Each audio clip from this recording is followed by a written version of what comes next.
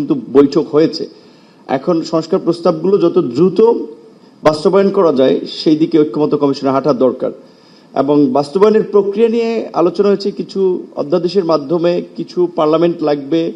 আমরা মনে করি যে এটাকে জুলাই সনদ না বলে, যেমন ধরেন 20 বছর পরে বা পরের বছর পরে যদি ক্ষমতার বিপরীত একটা চিত্র তৈরি হয়, জানি না জুলাই সনদকে কেউ আবার চেঞ্জ করে ফেলে কিনা, সো এটাকে একটা জাতীয় সনদ হিসেবে আখ্যায়িত করা যায় কিনা, এবং এটাকে একটা গণভিত্তি দেওয়ার জন্য একটা গণভোটের মাধ্যমেও গৃহীত করা যায় কিনা সেটা একটু চিন্তা করে দেখতে পারেন। আর দ্বিতীয়ত হচ্ছে, আমরা যেই ফ্যাসিবাদের বিরুদ্ধে লড়াই সংগ্রাম করেছি, আমি পাবলিক মিটিং বলেছিলাম, আওয়ামী লীগ 28শে অক্টোবরের পরে 24-এর নির্বাচন করার জন্য বিরোধী দলের 32,000 নেতাকর্মীকে গ্রেপ্তার করেছিল।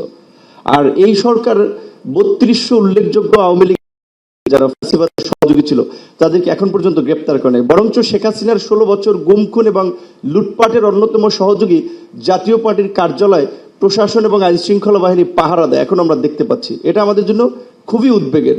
এই বিষয়ে আশা করি আপনারা পদক্ষেপ নেবেন। 3 নম্বর একটা বিষয় বলতে চাই যে, অনেকেই বলেছে নির্বাচনের বিষয়টা, এটা বাস্তব এবং এটা আপনারা সবাই জ্ঞানী মানুষ, আপনারা লক্ষ্য করতে পারছেন। শুরুর দিকে সরকারের প্রতি যে একচেটিয়া সমর্থন ছিল, কিছু উপদেষ্টাদের বিতর্কিত মন্তব্য এবং কর্মকাণ্ডের কারণে সরকার একটা প্রশ্নের মুখে পড়েছে। সরকারের নিরপেক্ষতা নিয়ে একটু প্রশ্ন উঠছে।